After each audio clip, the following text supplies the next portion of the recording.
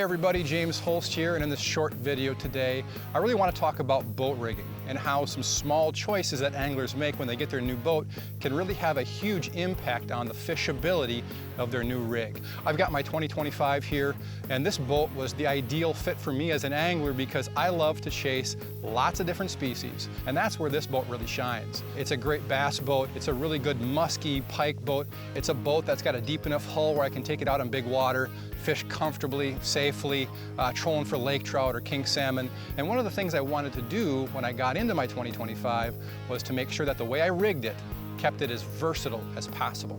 So what I want to talk about today is the track systems that I've got installed on the gunnels of the boat. As you can see, I've got a short little track here at the bow, and I've got a much longer track on each gunnel behind the windscreens.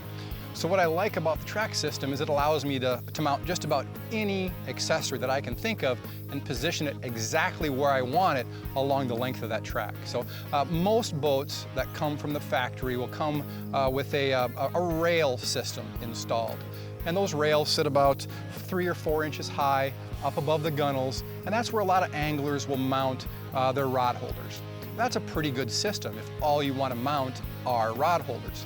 With this track system, what I'm able to do is I'm able to get downriggers, rod holders, and a tree, which is a vertical rod holder that will actually accommodate up to 3 rods at a time, all on that track and positioned exactly where I want them. Now when you use a standard rod holder mounted on a rail, those rod butts extend into the interior of the boat, and that tree allows you to keep those rod butts outside of the boat. So when people talk about having a wide boat with a wide beam, you don't have those rod butts sticking into the boat itself, taking up a lot of that usable space. So that's one of my favorite things about this track system.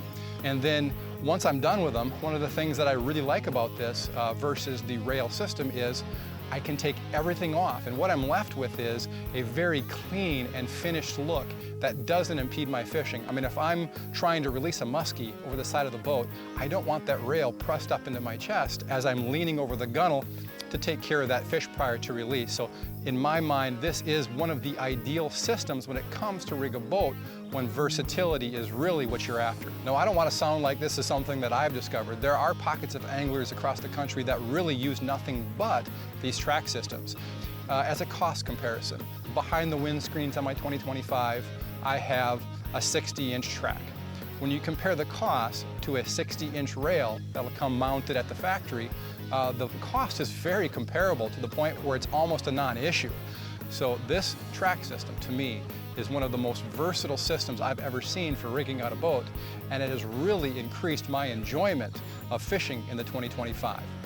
Now, one of the first questions that's probably going to jump into your head is, what brand of track is he talking about? And really, this isn't a video about which track is better than any other track. To me, they're all pretty similar.